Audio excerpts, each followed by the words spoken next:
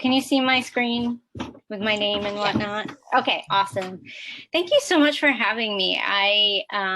This is the third class I've taught this spring, and I did a bunch of classes last spring too. And I did mostly hip hop dance last spring, and but this spring I'm doing a couple of these self-compassion classes, as well as I did a hip hop class a couple weeks ago. So as this first slide shows, I am a social worker. I am the social worker at our pediatric, CF clinic. Up here in Portland, Maine. I also was our mental health coordinator for both our pediatric and adult clinics. But I am back to focusing mostly on our pediatric clinics, and just really excited to be here, and really just love my work with the CF community. And I've been in my role for about 8 years. And I was telling Tiffany, and I think Giorgio, I have my Great Stride shirt on because we have our virtual walk this weekend. So. And it's exciting that it's CF month, CF awareness month, which is why I have a little purple in my hair too. So, and I know I did a similar class like a month or so ago, but what I'm going to try to do is incorporate some different things I didn't really get to. And also, obviously, if anybody has questions, I'm by no means an expert, nor need to lecture. So if anybody has questions, feel free to jump in. So, let's see. Okay, so the first thing, just to kind of what we're going to do tonight, we're going to talk about what is self-compassion and self-care. Self-care is a word that's been around for a while, right? It's kind of buzzy. And then we're going to talk about some tips for decompression. Hi, Brian. And kind of some ways to achieve some decompression, self-compassion, those sorts of things. So. And then at the very end, we'll revisit, we did an exercise a month or so ago, and we'll do something similar, but I wanted to put a bunch of content first. And again, if you have any questions, feel free to pop into the chat or wherever. So I love the word self-compassion, because self-compassion to me encompasses more than self-care. Again, self-care is so buzzy, right? Like, I mean, Gwyneth Paltrow like does self-care, and it's kind of silly. I'm sorry if Gwyneth Paltrow is on Facebook listening to this, but it's self-care can be super buzzy. It can just be this thing that, yes, it's important, but I think self-compassion really encompasses more than that. And it really, as the screen shows, encompasses recognizing when we're stressed, being mindful of that. And not only recognizing it, but not being judgmental or being, overreading it, right? Just kind of saying like, I am stressed and that happens. What can I do to feel better versus I'm stressed. Now I'm stressed out about being stressed. And self-kindness. So being supportive and understanding. I always say to my patients and often to myself and my friends, like, you got to be kind to yourself, right? We're so good at being kind to others, but that idea of being kind to oneself and being gracious towards oneself. I have this amazing yoga teacher I go to, and one of the quotes that she often says is, and I have no idea who this quote is by, but if I asked you to list all the things that you loved, how long would it take for you to put yourself down? Like, where would you be? Would you even think to put yourself down, or would you think to put all kinds of other things? So, self-kindness, right? Just being really kind towards ourselves and not being overly critical. And then connectedness, which is, so nice that we have these classes to join together. I think the whole Zoom land has been a blessing and a curse. It's connected so many people, but you know, it's also nicer, right, when we can be connected more in person. So we are not alone. And I think this year has definitely kind of stressed that, that we're all kind of making mistakes and experiencing difficulties. And if this past year hasn't been a time of connectedness around difficulties, I can't think of many other examples, unfortunately, that have really kind of said, you know what, we're all experiencing a lot of stress and COVID stress. So self-compassion. I really love the term self-compassion. Self-care is something that we think of as more activities focused, you know, stay fit and healthy, you know, things that aren't probably that uncommon that you hear, or the sleep routine, having a you know, a healthy diet for you, whatever that means.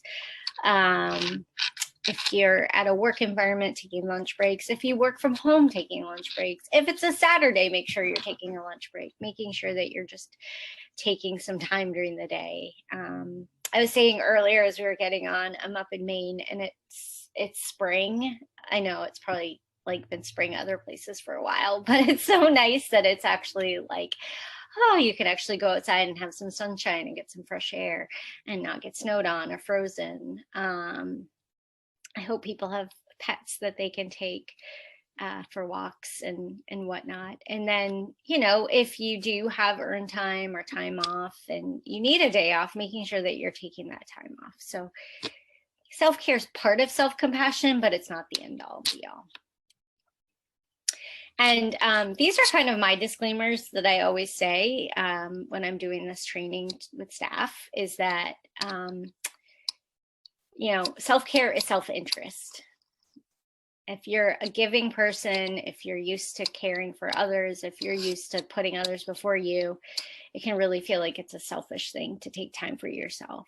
But it's money in the bank, right? It gives us money in the bank to keep doing the things just that we want to do and keep being there for other people. And so the good old airplane analogy, right? They say on the airplane and the spiel, not that I've been on an airplane anytime recently, but, you know, it's kind of ingrained in our brains, right? That when you get on an airplane, you got to put the oxygen on yourself before you put on others. And if you're a caring person that's thinking about the kid next to you or a family member, that can feel kind of strange, but it makes sense. You can't help them if you're not able to be there for yourself. And, you know, I would say, yeah, this is hard. If you're a giving, caring person that's used to just putting others before yourself, it can be really hard to do that, but it's important to do that. And that's why we're talking about it today. And then just a gentle reminder that things might look really different now. We've been at home. We've been a little bit more limited in our movement. Self-care may look, self-care for me looks like an audiobook and, you know, yeah, an audiobook at the end of the day versus before what activities I might be doing. So that's okay. Be kind to yourself. That's one thing to take away from this talk tonight, is to be kind to yourself. Why is this so important? This is so important because our bodies are like volcanoes. So if we are letting things build and build and build and putting others before ourselves, or not listening to the signs and symptoms within ourselves, ignoring those times when you might be tired or feeling off, or just, you know, kind of pushing it away, not practicing that self-compassion, then it builds and then it can become a crisis. And that could look like, you know, a health crisis, a physical health crisis. It could look like an overwhelming sense of anxiety or depression. It can look like, you know, whatever it looks like for anyone personally. But I think we all know that within ourselves. What does it look like when we haven't listened to ourselves and practiced that self-compassion and it's built up? You know, we all have, I'm sure, memories to pull on of times when you can think about, okay, my volcano erupted, and I can look back and say, I ignored X, Y, and Z. So we want to make sure that we're letting our steam out every day. or as often as possible. I think I shared this last time too. Because I love these reminders. Part of self-compassion is recognizing what you can and can't own, and not taking things onto your plate that are not yours to own. And you know, I know things are shifting with our COVID circumstances, and it sounds like in a lot of positive ways. You know, but there still is fear and anxiety out there, of course, because it doesn't just go away overnight. So, you know, sometimes it's helpful to take it out of your brain and map it out, you know? So if you're like, gosh, I have all these things are on my mind, I will literally say, like, take it out of your brain, put it on paper, draw a circle. This is what I can own. This is where it makes sense to put my energy. Things outside of the circle are XYZ. It's okay if I let those things go, because my energy is not going to be best utilized by putting focus on those things. And so I think sometimes this is just a helpful strategy for when the world feels overwhelming, is really dialing it down to say, I'm being compassionate to myself by understanding what is mine to own and what is mine to let go. And you'll probably find there's a lot that can be outside of that circle of ownership. Personally, I just took Facebook off my phone because I was like, you know what? I don't really need all that information that I'm getting from there. And it's actually helped because I felt like I was getting a lot that I was viscerally being reactive to. So, and I was joking about this last time, but apparently toilet paper were fine. Ketchup packets are now the issue. So if you have ketchup packets at home, apparently there's a shortage, and hopefully gas is getting up and running again, because I know there was some challenges with that too. So just another helpful reminder too, right? So things are what they are until we put meaning to it. So I love this idea of, like, it's raining. Yeah, it can be raining and it's no big, I mean, you know, it's raining. I don't love rain, but if I just say it's raining, okay, I'm going to deal with it. My perspective on my day is going to be different than if I say it's raining, I hate the rain, yada, yada. I wish I wasn't raining, on and on and on. The same goes into any day, or I would say maybe sometimes for clinic appointments, or, you know, things that in our minds built. I use this analogy a lot that, again, I live in Maine, snow and cold, that our worries can start as snowflakes and build. And then before you know it, it's a snowball. And then it's like a snow person. And then it's, you know, a hill. And then it's an avalanche. And so where are the moments that we can let the snowflake drop and melt so that we aren't letting it build and it's not an avalanche coming over us? So if we can say it's raining, or it's a clinic visit, or it's a tough meeting that I was worried about, but it is what it is. We can let it drop and melt away. It doesn't take on more meaning. I think that can be really helpful. Okay, so tips for decompressing. This is some stuff I didn't really get to last time, so I want to just kind of talk about some strategies that I have. And again, if you have questions or whatnot, I'm happy to. I can't really see the chat box, so I don't know if there's questions coming through the chat box, but Brian, if you need to jump in, just jump in, okay?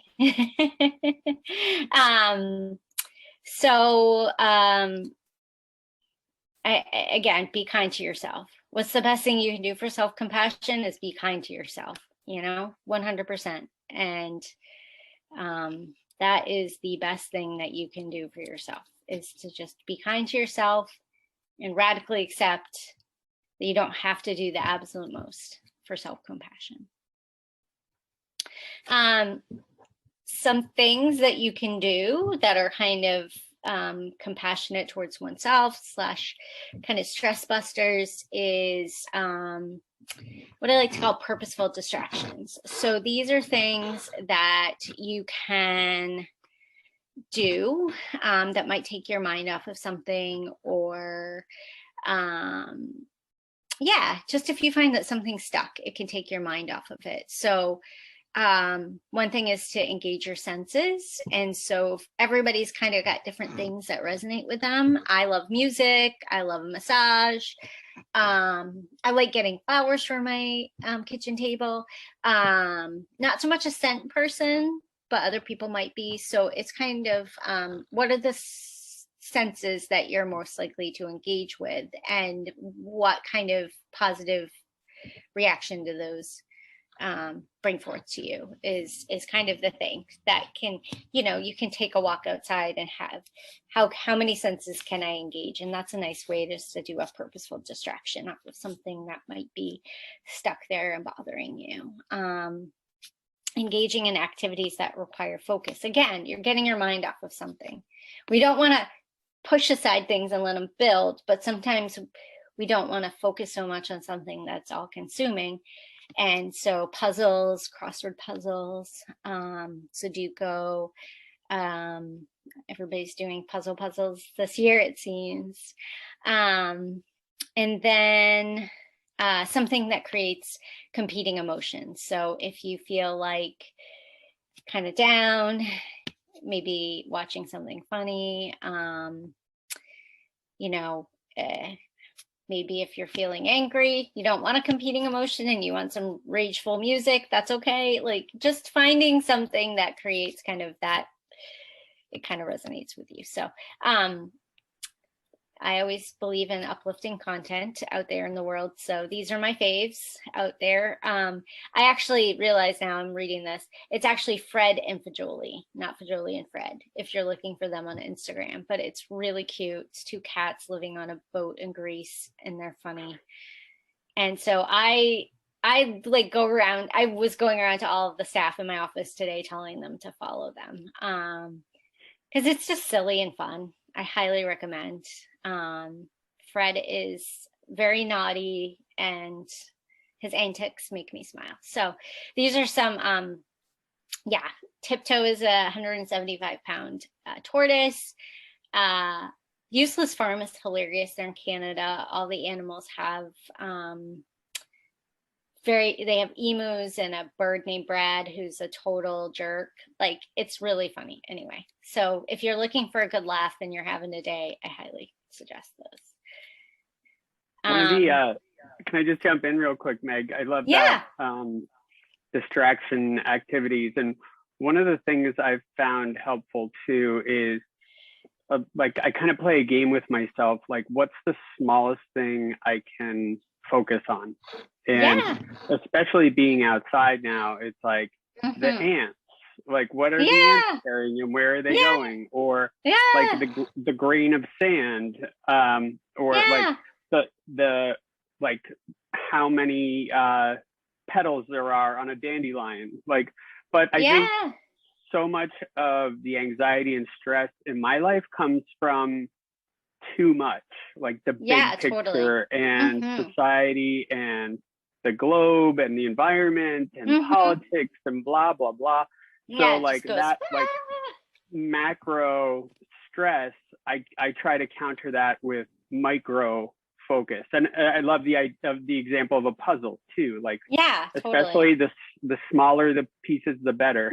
I love that. And that's a great example too of just mindfulness. And mindfulness is something that's talked about over and over and over again, because, well, first of all, right, so part of the challenge is that we all have these phones, like, so, or whatever, right? Most of us do. And so being able to go for a walk outside where you're not bringing your phone and listening to something, being able to go and just be as present in the moment as possible and notice those things, like you were saying, can really make a difference. And it's a simple-ish thing, but,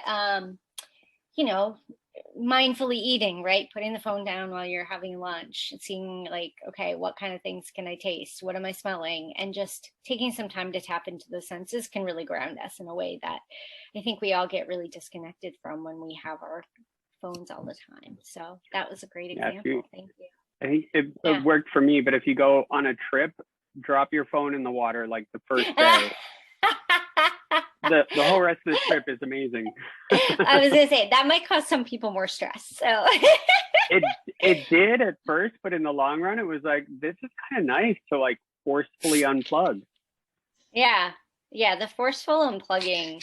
My mom has, last year I was feeling pretty, there's like, I was feeling kind of like you, Brian, with the worlds and everything. And my mom, I grew up about 4 hours northeast of Portland, so way north near Canada. And my mom has this very rustic little camp on a very quiet lake. And I was so excited to go where there's no Wi-Fi, where it was just like, no TV, nothing. Like you get up, you hear the loons, like you go for like a kayak, it's quiet. And I didn't have to throw my phone in the water for that. I'm not so disciplined. It was a little challenging, but I was kind of forced into it, but it was really helpful for my kind of stress at the time, for sure. And then speaking of stress, this is one of my favorite, like if you find yourself really worried, right? You've distracted purposefully, like you're like, okay, I've done all the things, but something's really bugging me. Again, I love the idea of putting something from your brain to paper. Write down, what's the worry? What is the thing that's really bothering you, or the feeling or the thought that's really bugging you? Collect evidence. What about this do I know to be true? What do I know about this to be false? What's the likelihood of this happening? If this did happen, what's the worst thing that would happen? It's almost like a science experiment for your brain and your emotions. And then you can go back and challenge that worry that you had or that thought with this evidence. And over time, it can really help poke some holes in those things. So this has been a staple of my practice with my patients for a really long time. And it's 3 C's, catch, collect, challenge. I found it years ago, and probably not crediting someone out there with it, but it's just a great way to remember that we often in our minds, again, that snowflake becomes an avalanche because it builds. But if we catch that snowflake and let it melt, we can often get ahead of it. So that's one of my favorite stress busters. And a couple of helpful apps for some decompression and self-care. Talking about the mindfulness and meditation side of things, My Life is fantastic. They have 3, 5, 7, 1 minute meditations, mindfulness activities. It's low cost / free. Breathe is free. So if you're like, gosh, I've noticed that I'm really not be mindful. Like, we're all breathing, and I know people with CF are more in tune with breathing than anyone. It's something that gets measured, right, when you go to your clinic appointments, or if you have your home spirometer. But really taking that like concentrated, mindful belly breathing breath that is also about calming the body and the mind. And I think it's Breathe that has this really cool lungs that expand and contract. Like, it shows you kind of breathing. If you love yoga, Find What Feels Good is great. They're wonderful. Again, free or low cost. And then Paint by Numbers, which the manager at work, I got her hooked on this, and she's still obsessed with it. So those are just my go-to apps that I think are always nice to put in the mix of just, hey, I need something quick during the day. I do just want to talk about social media, right? Because I guess shared some helpful pages that are uplifting. But social media can also be a place that can be really dark and depressing and not uplifting. So making sure that, if you're feeling in a funk, if you're like, my self-compassion is not there, take a stock of what you're looking at.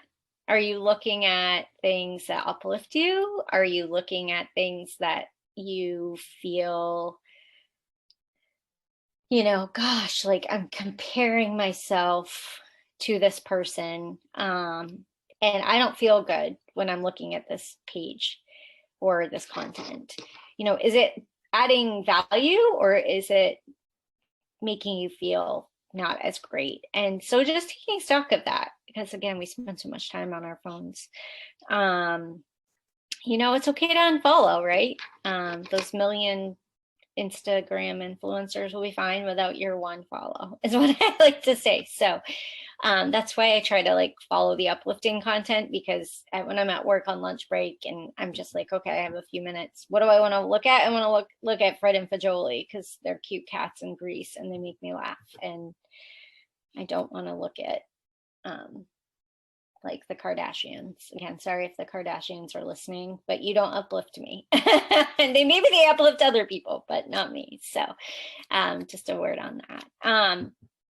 And I think just let's take a moment. I want to just share with you a great exercise, because I think this is kind of, yes, this piece. And then we'll talk a little bit like we did last time about just setting some positive self-care, self-compassion goals for yourself. So belly breathing is something I teach my kids, as I like to say, all my kids I see in my office, because it is a great way to just calm oneself down. So we're just going to take a moment to do that. And it is what it says it is. So this is a great opportunity to practice some mindfulness and just to try to be fully present in this moment. So one thing that I always suggest is just putting one hand that's kind of upper, you know, lung, chest area, and then you put the other hand on your belly. This is the time in your day that you can just let the belly hang.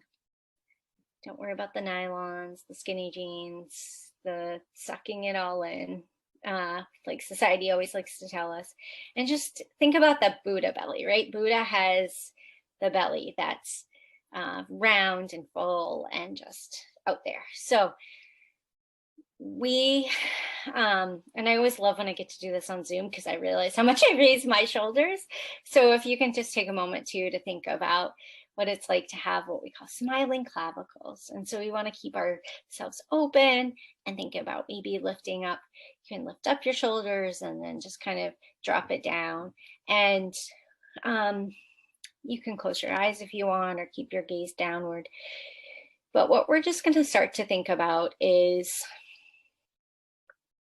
how much that hand on our belly is moving. Just taking stock for yourself, just taking an inventory.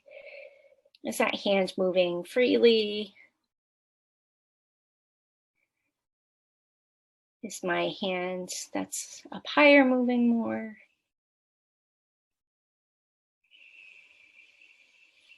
And then just seeing what happens when we do think a little bit more about the hand on the belly. So again, thinking just a little bit more about what it's like to breathe more into our belly. And one way that we can do this is to really think about slowing down our breath. So we can think about a breath in for 3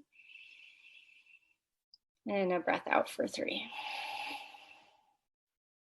And I like to think of it like with our inhale, our bellies are inflating like a balloon, and then we exhale, the air gets pushed out. So your balloon doesn't have to be a big balloon. It doesn't have to be this giant balloon. We want to be focused, but not forced. And so the idea is just to think about how we can slow down our breath and really relax more of our whole torso and body versus being more focused in that upper part of our body.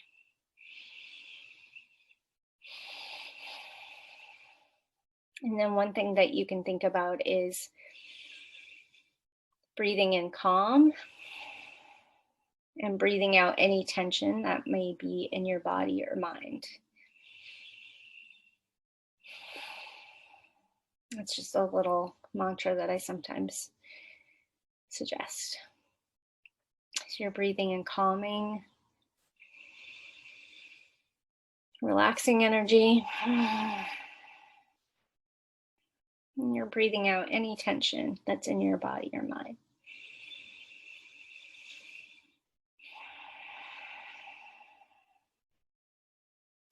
you know, if you want, you can move your hand down to your belly, so both hands are on your belly, and just continue to take a couple cycles like that on your own.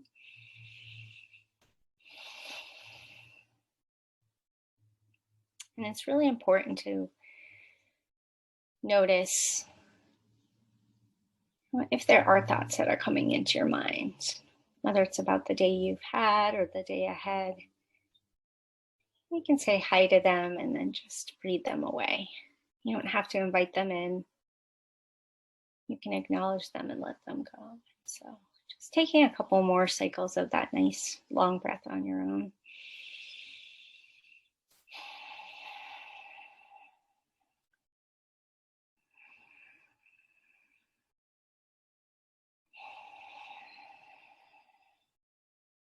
And then just maybe one more. And then if you're so interested, you can take an inhale and let out your last exhale. So we like to say like a lion's breath. You just let it kind of all go. So you breathe in and you let it all go. And then you can open your eyes, kind of shake it out. And that's self-compassion. That's giving yourself a few minutes to say, I'm going to be present in the moment and breathe and calm. And I always feel a little bit more calm after I do that. So it's also great to do when you're laying down. And if you lay down with your knees bent and your feet like around bedtime, on your feet on the bed or sofa or whatever, you can really kind of tap into it more. So it's just a nice way to relax. And if you can't tell, I love yoga. So legs up the wall. It's like a great way to calm down at the end of the day. So that's in this upper corner here. It's a well-known thing that can help you sleep and relax. So I know that there's been a number of classes for STROLO, I think, STROLO, that's been yoga, and I think there still is out there floating around the yoga. There's a yoga, right, for people with CF. I know we've had the DVD. I know that's floating around. But I personally think yoga is a great way to practice self-compassion and get some just good stretching in as well. So I think that's Yogi CF. Yes, yeah, that's right. Yeah. Or CF Yogi, I forget. Do they still put out DVDs and stuff, or was it I think we have copies of the DVD. I still have a DVD player. I don't know if anybody else does, but kind of old school like that. Yeah, right. I know, on the computer. You know, I'm kind of old school. I can't part with it. I have all my 80s and 90s movies that I love. So, so one last thing I'll just say, kind of coming from today, is just to take a moment for yourself. We did this last time, but I think it's always important to revisit. And then we have plenty of time for more discussion too, but it's just to think about what is meaningful for you, right, in terms of self-care and self-compassion. And you know, what are the things that are going well that you know you're incorporating and you feel like, okay, this is really helpful. And then, you know, what are the things that you're realizing, okay, you know, this is something that it could be as simple as being kind to yourself. And I know that's not even simple, but you know, things that you would love to incorporate more. And then we just set the goal, right? We think about what are the benefits that we gain from this. Is there anybody that needs to help me with this? Super cute story, side note. I haven't worn my Fitbit in like a year. Kind of got away from it. And I have a patient I work with who worked with for years, and he is not part of our CF clinic. It's a patient I've had from other specialty groups, and he loves his Fitbit, loves it. And so he's been telling me for a while, he's like, you got to get your Fitbit back on. You got to get your Fitbit back on. So I did.